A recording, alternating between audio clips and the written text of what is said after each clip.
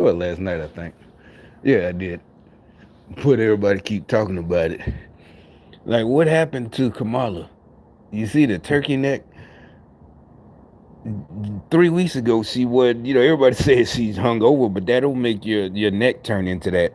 Like, she done aged 20 more years. She had of color. Let's just be clear. Or been in the United States. Is Tim Walz another loser speaking on behalf of this amazing campaign that, according to Joy Reid, was run absolutely flawlessly because they got Queen Latifah to endorse Kamala Harris, and she never endorses anyone. And I think it's important to say that, anyone who has experienced or been in the United States for any period of time and experienced this country's history and knows it cannot have believed that it would be easy to elect a woman president, let alone a woman of color. Let's just be clear. And nothing that was true yesterday about how flawlessly this campaign was run is not true now. I mean, this really was an historic, flawlessly run campaign. She had Queen Latifah never. And she thinks if she keeps saying it, everybody's gonna believe it. Oh yeah, Joy Reid said it was flawless. So yeah, now you know what? It was flawless. Endorses anyone. She came out and endorsed, Queen Latifah. What the fuck? Honestly, I probably love Queen Latifah more than Joy Reid. And I remember when she really became super feminist. She was always feminist. But as I got a little older, now I'm 17, I just ignored it. What what was that? Who you calling a bitch? When it first came out, I was like 17. Now I'm older. Like, I really did feel it wasn't because I was mad. That's just what I'm saying. I wasn't mad. Like, oh, what? I'd call you a bitch. And even back then, Queen Latifah did, bitch, I beat the shit out of you. Yeah. But it wasn't that. That's what I'm saying. Is if somebody calling you a bitch, you did something. But at the same time, maybe she talking about New York niggas. Maybe they was being disrespectful. I don't know. But like down south and West Coast, and you had to do something. Even with high school kids, you had to be fucking everybody to get that name. You just did not. Nobody. I don't remember nobody in my school getting called a bitch, getting dogged out in front of all the guys. Now, personal, that's her boyfriend. Whatever happened when they together, I don't know. But I never saw nobody I know calling that girl a bitch. I never called any of my girl, well, whatever, a bitch. Nobody was getting called bitch. You had to do something.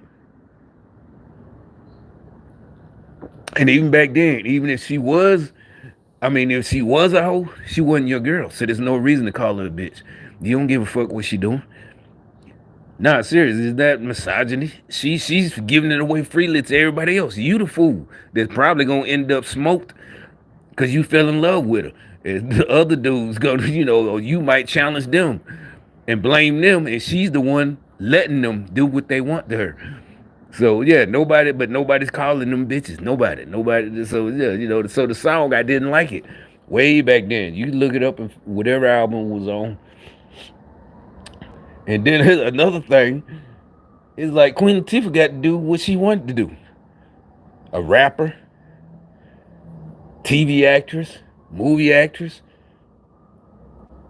cover girl. Literally, remember she was cover girl, all that. So we're supposed to listen to her. Black folks supposed to listen to, like I said, to us who younger than her, and even us guys who might have liked her, but you didn't look up to her but she did have dope songs. But like I said, I love Queen Latifah, but like I said, probably more than Joy Reid. But I'm not finna listen to her. Not because she don't agree that she came out for Trump. It's not because she picked her guy. That means she probably would have, after she said it, she had sound reasons. When she came out for Kamala, all she would have is, yeah, I want to make history, the first black female president. And that's all she got to say. That's why. It ain't no big deal. It's like, she ain't made no album. I don't know how long. Maybe she made some singles or something. Oh, matter of fact, I think, no, did she? Yeah, she might have made some singles. But other than that, ain't nobody listening to her. But my thing is, the reason I had to say something, I forgot to say something, is about when they show Kamala. Everybody's like, what happened to her? No, seriously, only was gone 2.5 weeks. Every prominent celebrity voice. She had the Taylor Swift, she had the Swifties. She had the. What does that have to do with the country? Not just people's pockets. The legal immigrants. What does that have? Yeah, she got the Swifties. What the bitch? This ain't a popularity contest. Like you could not have. It did is like Trump is more popular than her anyway. Without the Queen Latifah and Taylor Swift. A better campaign in that short period of time, and I think that's still true. And you can tell right off the bat that Kamala Harris is. What was he flying over me for? Now he's flying directly. Absolute failure as a human being, as a politician, as a speaker, are on full display with this empty nonsense about how. And I don't care about the talking. I just want to show the pictures. Like, yeah, I know people probably seen it. I just want to add on. Look, look at side by side. Look at 3 weeks ago. The turkey neck was not there. Ain't that much stress in the world, is it? Or maybe she had a body double, like Saddam Hussein. And you do it and you have a sense of fun when you're doing it. But you are an extraordinary leader, and obviously the people of Minnesota are very, very lucky to have you there. But you are a national leader and a dear friend, and thank you. Even though we all know that Tim Walz will go the way of Tim Kaine, Hillary Clinton's running mate, that is such a joke and forgettable that they actually did an SNL thing on how forgettable he actually was. Now, let's get into the nitty-gritty of this nonsense. It's just cringe, honestly. There's no real analysis here. Deal with the problem. Carl, I am so grateful for you.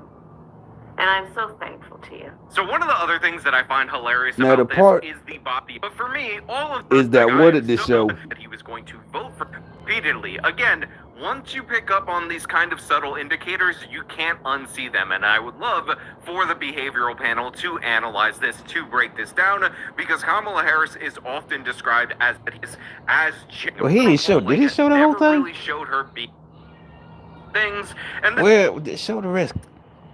All the time, being a daughter of parents who are active in the civil rights movement, I know and believe. Look at that one eye.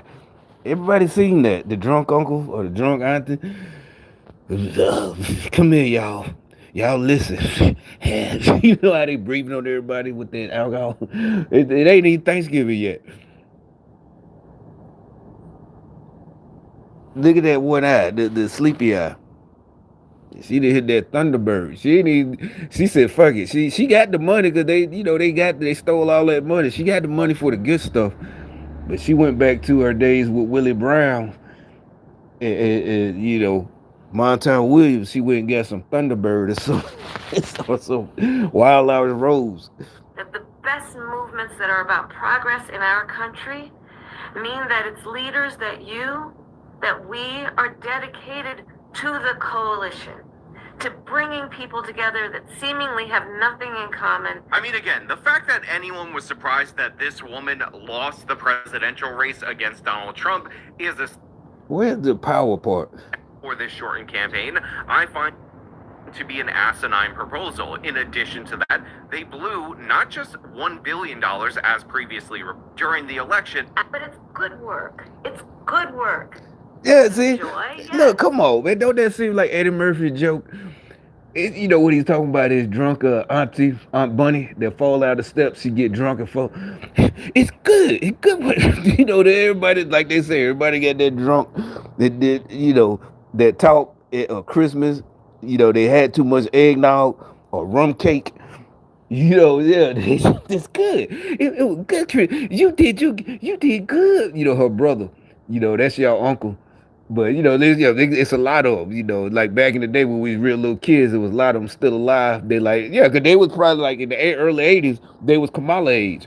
We was like 5, 6 years old, and they was they're like Kamala age right now, like 60 something. And you got the drunk one. What you did was good, Bill. You did good. She bringing up something that happened way before we was born. They was in their 20s. It was good what you did for Mama and them. Mama been dead. That's your great grandma or something. But cause this what I'm saying. We don't know what the hell they talking about. About the money that we all just laughing. All your little cousins. We don't know. We don't give a fuck.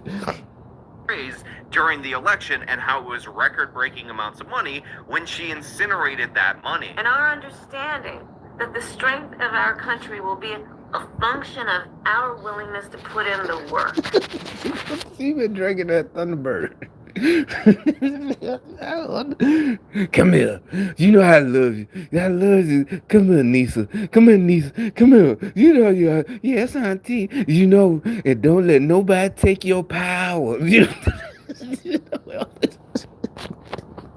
And that we will do that work with a sense of joy, yes.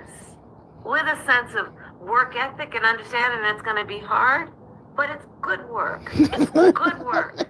It's good work. What you did was good work, Bill. Bill, you took care of Mama. No, don't let no. I heard them talking about you, Bill. No, they said you lost that house, but you were working. All the rest of us were gone. It was good work what you did for Mama.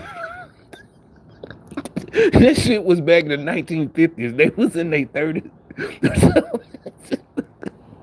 It's crazy. It was good work. That was good work. That was you did. Don't let nobody talk about my brother.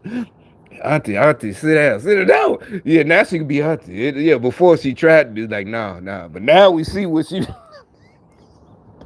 To be engaged in a collective fight for America's future.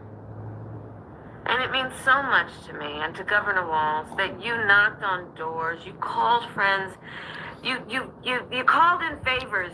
You said, hey, you know, I showed up at your softball game. Now I need you to show up at the campaign office. Now I need you to. Come here, Leroy. Come here. You my favorite nephew. You know you auntie fit. Come here. Give me a kiss. Yeah, remember that? Put in the time. It was personal for you. And you gave all that you could to support our campaign. Because of your efforts, get this, we raised an historic $1.4 billion, almost $1.5 billion from grassroots supporters alone, the most in presidential campaign history. Nearly 8 million donors contributed an average donation of about $56 to fuel our people-powered campaign. So first of all, we get the awkward Kamala Harris laugh, and then we get the numbers of all the individual donors who donated on average, changed the contract. And most contributors on Fox and MSNBC don't have an ownership stake in the company, but she's going to throw it in your face that she raised almost $1.5 billion off of you guys and then ended up $20 million in debt. And by the way, lost the election. Remember, the point of a campaign, the point of raising all this money. Yeah, it's not the raise up. It was historic. So you lost all that money. Now, okay, granted, when you're donating, you know that money gone. It's supposed to be to a good cause. But how do you end up in debt and not paying people? That means you ordered shit on credit. They saw you paying everybody else. And so, yeah, they took your credit that you was going to pay, but you was already spent the whole billion and you still ordering stuff. To win, she lost every single swing state. She spent $450,000 a day to advertise on the Sphere. Included the work that so many of you here did, which is to talk to first-time voters. Many of you are first-time voters. And to talk about how being involved can make a difference. And that remains true. And that's one of the pieces that I just want us to please take away, that our fight for freedom and for opportunity and for the promise of America, it included, for example, nearly almost 4 million first-time contributors to our campaign because of the work you did of helping people know that they can be engaged and that they're not outside, that they're inside, that we're all in this together. And that work continues. The work must continues of reminding ourselves. The work must continues? Did she just say continues? The work must continue. Hold on to that bottle, Kamala. Is that? Oh, yeah. Hold on to that bottle. Just hold on. Just hold on to that bottle tight. The work must continue. Nearly almost 4 million first-time contributors to our campaign because of the work you did of helping people know that they can be engaged and that they're not outside, that they're inside, that we're all in this together. And that work continues. The work must continues. The work must continues. The work must continues. I told you she wasn't even on that. She wasn't on that. Whatever the expensive stuff. I don't even know about it. Whatever pilot. No, nah. What's the stuff that Rick Ross or whatever the fuck? She on the Thunderbird. She said, "Fuck that." There's some Wild Irish Rose, some Takaka vodka that vodka that's $5 for the whole gallon and it's in a plastic bottle. Ourselves that we have an ability to stay engaged in a way that will make a difference. The work that you all did, it's going to have lasting effect. Again, I'll say, the election didn't turn out like we wanted it to. Certainly not as we planned for it to. But understand that the work we put into it was about empowering people. That's the spirit with the work we did.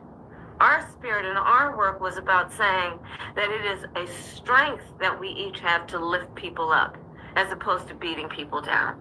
It is a strength we have that has lasting effect. So there's only a few things that are historic about Kamala Harris's campaign, but I've narrowed them down to 3, even though she keeps mentioning the historic nature of this campaign. First and foremost, obviously, it's one of the first campaigns to be launched after a coup against the sitting president, in which she participated in. So obviously, that was historic. Secondly, it is historic for how badly it was run. Again, $1.5 billion started out with in just 7 months, 20 million in the hole. Yeah, that's historic. Over 3 months, they ended up $20 million in debt. How could you possibly do that? Well, Kamala Harris's campaign team seemed like experts in that particular process. But the third reason why it's historic is because Donald Trump is now the second president ever to win non-consecutive terms. So it has nothing to do with anything positive for the Harris campaign. In fact, quite the opposite. They did nothing right. And I know this is an uncertain time. I'm clear-eyed about that. I know you're clear-eyed about it. And it feels heavy. And I just have to remind you, don't you ever let anybody take your power from you. Yeah, that's what everybody was tripping off of. They showed that part the most yesterday. Don't let them take your power. She shows because she don't you ever let nobody take your power. Come here, give me that bottle. No, you had enough. No, give me that damn bottle. Don't you let nobody, like I said, take your power. Have the same power that you did before November 5th. And you have the same purpose that you did. And you have the same ability to engage and inspire. So don't ever let anybody or any circumstance take your power from you. Look, this mission that we have, it takes hard work. But as you've heard me say many times, we like hard work. Hard work is good work. Hard work can be joyful work. And in doing our work, we will remain committed and intentional about building community, building coalitions, reminding people that we all have so much more in common than what separates us.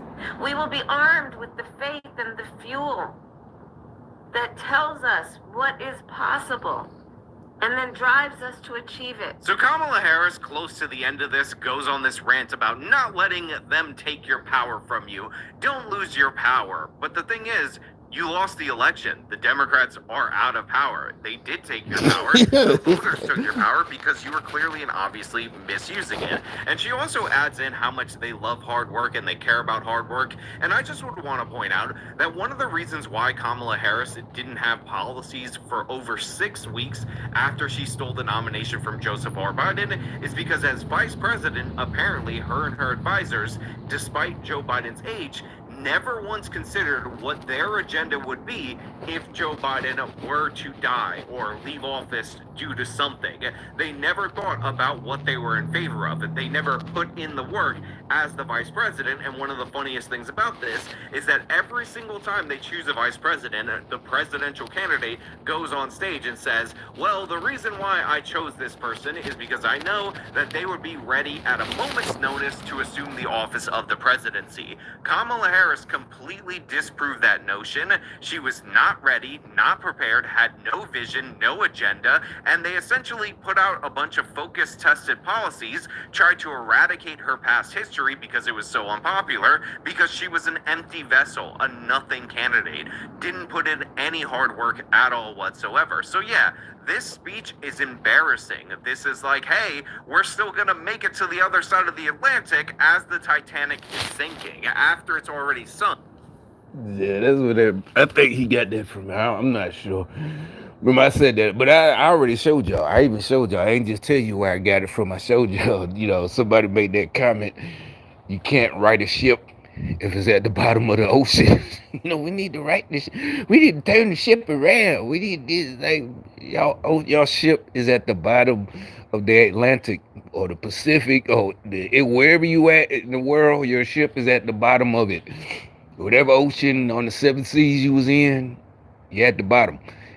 You're not in a submarine. Your shit is sunk. A submarine can't go to the bottom. It's going to implode. We all know that. But I had forgot about that one. I'm out.